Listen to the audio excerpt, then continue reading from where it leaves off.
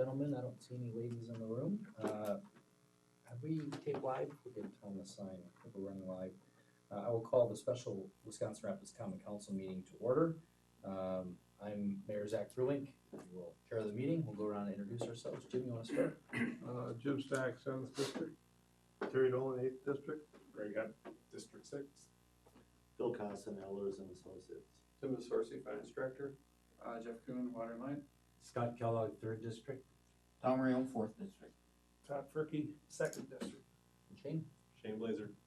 City Clerk. Okay, thank you all for being here. We'll move into item number 2, which is the resolution authorizing the issuance and sale of approximately $7,575,000 general obligation refunding bonds, Series 2015B, which is attachment number 1, which is the many pages that are attached to our agenda. Bill? You're okay? That'd be great. I Stand, think or they how- could, yeah, no, at the All table. right. Well, thank you, Mayor. Appreciate the opportunity to have a special meeting at the request. I know the utility, they have wanted to take advantage of rates while they were so low. I'm not here projecting they're going up. It's not my job. But it was their impression that they want to get in the market as soon as possible. So the earlier the better. So we pushed forward and really had a lot to prepare. I want to thank Tim and Jeff and others here at City Hall. There's a lot of information that comes from the city, it comes to us, we compile it all, and then prepare the official statement. So without their quick turnaround, we wouldn't have been able to hold the sale today. We did hold a rating call with Moody's. We'd just been through this, if you recall, about 3 or 4 months ago, maybe 3 months ago. The rating report is on the back, starting on, I'm not gonna read it to you, on page 7. It runs from page 7 to the end of the report, and maybe in quick summary. Just to let you know, there's current resolutions right there to the bottom of the table.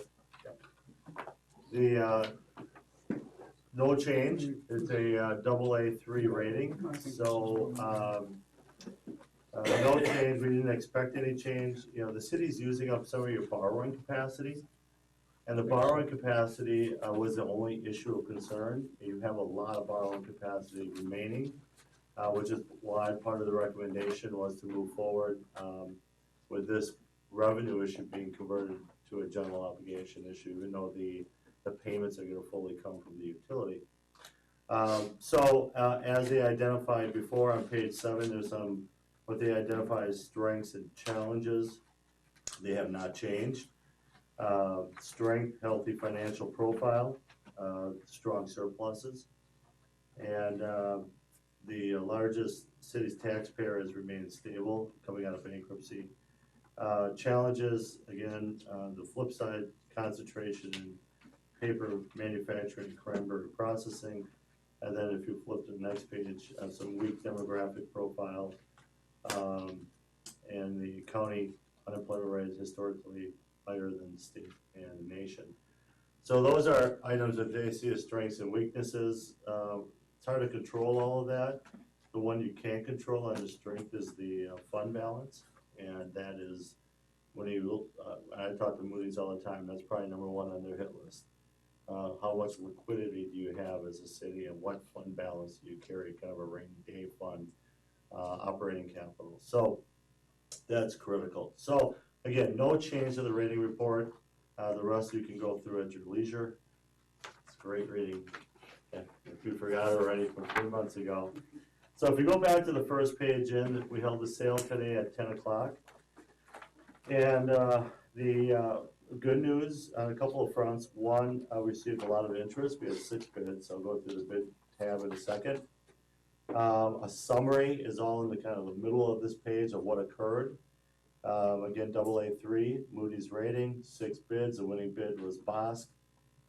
They are one of 3 of the biggest bidders on municipal bonds in Wisconsin, and we see them on most of our deals. Low bid was 2.23%, high bid was 2.2859. The difference between the low and high was almost 50,000. That's not much of a gap. We had a bunched up, 6 bunched up bids that were all very, very close. And that's because of the high rating, and that's because of the size of the issue, and they all know what they're doing. Sometimes you get an outlier, it can be way off, or two, but we didn't have that here. The resolution, the final resolution is different than the amount you have on your agenda. The resolution, the final resolution is $7,475,000. And you can see on your, agenda, it's $7,575,000. The difference is because, what is called a premium bid, where they give you, essentially provide you with more funds than you request, and you're able to reduce the amount of outstanding debt. So we dropped it to the $7,475,000. So that's the final resolution that you have in the middle of the table. And when you, if you approve this, I would recommend you approve it at that level. In the middle of the page, again, if you go towards that, in that boxed in area, the yield was 0.35% to 2.625. Just as a comparison, you were around 5% on the outstanding bonds, 5 to 5.25, and that's where the large savings comes in. So the future savings was $1,595,000. What we had shown you was about $1,420,000. So it's about $175,000 or so better than what we had projected. And you know, the stock market has been interesting, not great for anybody who's close to retirement.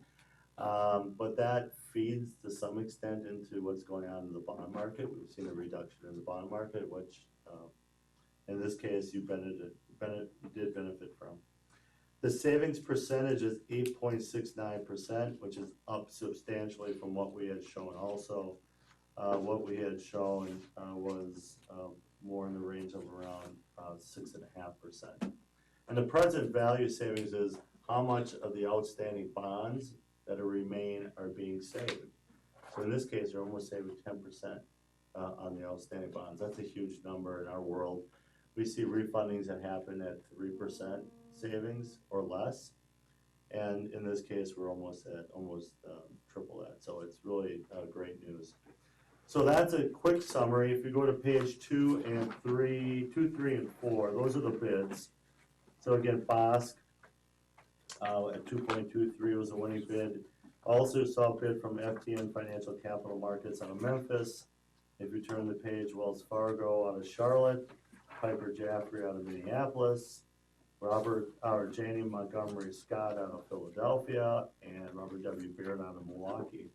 So kind of a wide, not just Midwest grouping, you actually had a lot of national interest, where you get Tennessee, North Carolina, Pennsylvania, all come in. That's great news, and it really did drive down the cost and the rates received here. So those are the bids that were received. Page 5 is a quick summary of the before and after. Some of the costs came in a little bit less. One came in higher. Bond fee for Quarles and Brady came in a little bit higher than what we thought. Rating agency fee came in a little bit less, as did a few of the other costs. But again, the premium, which is in towards the bottom of the page at $88,470 premium, essential is what primarily, along with some of the reduction in costs, that we were able to downsize the issue by $100,000. So it's the premium and some other costs. Also, there is a bid premium. A portion of the premium can be used to downsize the issue, and a portion of the premium, it's all based on state law, has to go into the debt service fund. So there's some money going to the 2016 debt service fund to make interest payments as well. So the combination of all that allowed us to drop the amount of the issue by $100,000. On page 6 is where it all kind of pulls together, before and after, total savings in the purple. That's actual savings after all expenses, actual savings to the utility. So in 2016, when it comes to budget time, they can budget $116,000 less for debt payments than they were before. And you can see that ranges anywhere from about $104,000 upwards to about $125,000 in any year. The total amount is $1,595,000. The column next to that is preliminary. What we showed you 1,420,000. The difference is the last column, so in each year, we're a little bit better off than what we had projected. At the bottom then is really the net present value savings that I referred to as well. So you retain your AA3 rating, you had a lot of interest, national interest in the issue, and in part the rating and the size of the issue plays into that. $7-8 million issue piques other players' interest, and then you're going to save about $1.6 million over the remaining life of this issue. So that's real money. Council members, questions for Phil? Just my information on page 1, yield. Does that represent what the person purchasing the bond receives? That's the actual effective rate that's being paid at each issue for each of the Okay. maturities. Yep. So I just happen to notice going up. Yeah, and that would be, with any municipal bond issue, you have a ascending yield. Mm-hmm. And the theory, pretty simply is if I'm investing in this bond issue and it's maturing in 2017 and you're investing it's maturing in 2025, you'd expect a higher yield. Mm-hmm. So that's how they're priced. Yep. Other questions? How will the utility use the money?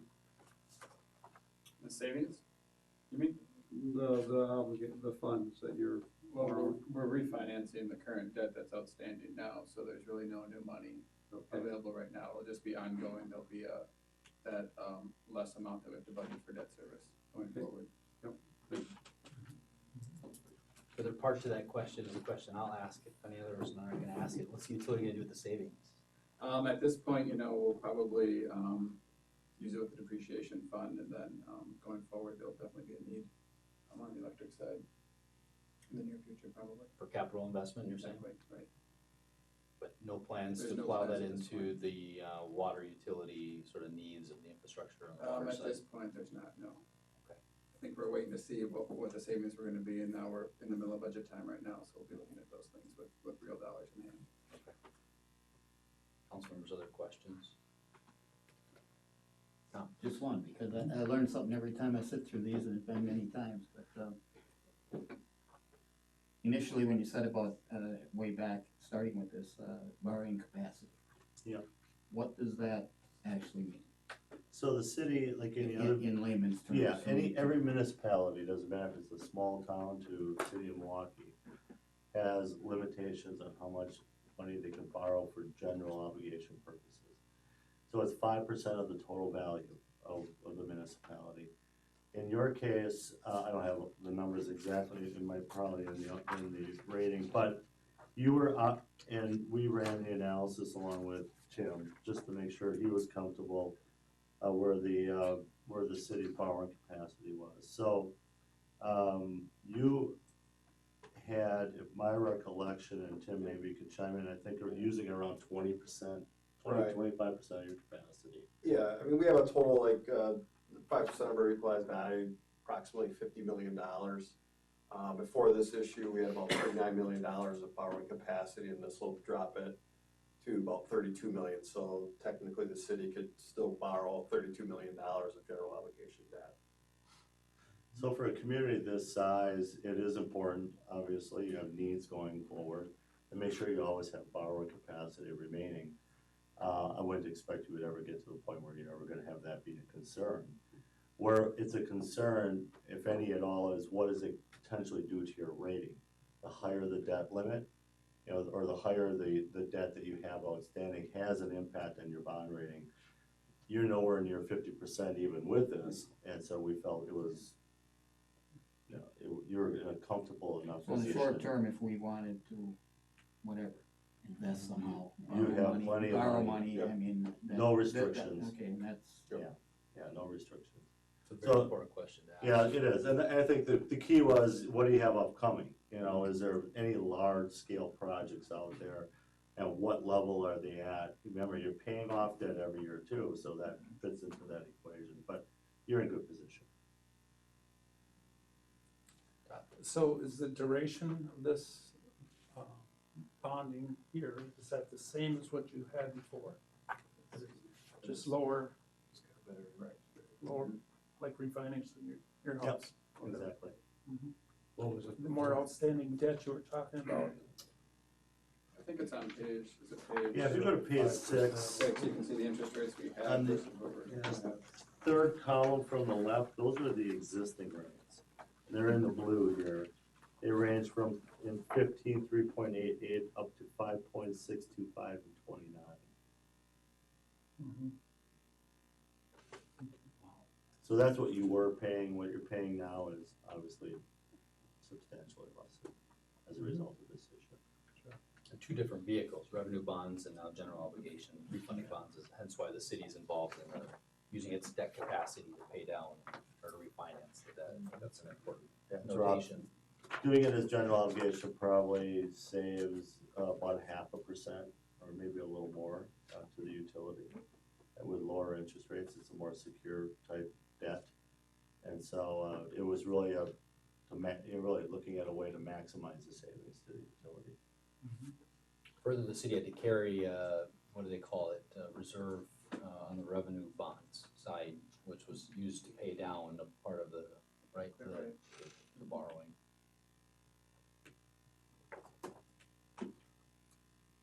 Other questions? The electric system revenue bonds, who were they done through? Are they done through Ayers or No. other? Hutchinson Shockey. How was that? Hutchinson Shockey. It was back in 2009, I believe that's who it was. And their types of bonds and what they offered differ from a general obligation.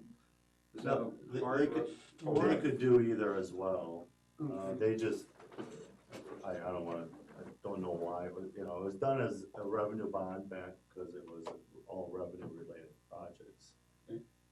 This time around, we looked at refunding it as a revenue bond again. Mhm. That was one of the 4 options that we had provided to the utility and to the council and finance, and collectively, I think the decision was, if we're gonna go through this process, since the city has plenty of borrowing capacity and won't impact the rating, let's look to maximize the savings to the utility, and that's why this was chosen. so, and just so I understand this, kind of new and not a financial wizard here, but, so these bonds, you can pay off anytime. No, there are call features Okay. with all bond issues. Okay, This has a call feature in 2024, callable in 23. okay, Even though the bonds go out much longer than that, they go out to 29, there is the ability to refinance or prepay or whatever you want to do already in 23. And that was the same case with the old bonds. There's a call feature that was attached to it. and that time is up now. Well, we're doing what's called an advanced refunding of that issue, which allows us the ability to do that early. Okay, You can do that once in the life of okay, a bond issue. So now, if the city wouldn't have the option to do an advanced refunding again on this issue, Mhm. you'd have to wait until 2023 or later Mhm. to be able to do that. So, a company already is supplied the city with money, or the power company with money, and they're expecting this rate of 5% or whatever, but now we're gonna pay that off early. You're paying that off in its entirety, Mm-hmm. and that's essentially a debt that's been wiped off of the utilities books Okay, and replaced with this. okay. And that's something you can do once over the course of the bonding cycle. You can, well, I don't get into too many nuances, but you can do an advance refunding me prior to the call one time. Mhm. And then once you get to the call date, you can refinance multiple times if you choose. So the next time the city would have this option would be in 2023. Mhm. But our rate, probably not gonna go much lower than 2%. Don't think so, no.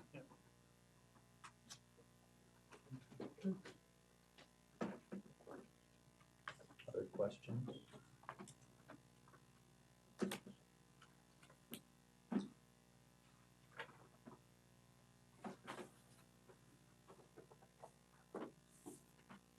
Jeff, any additional comments, or Tim?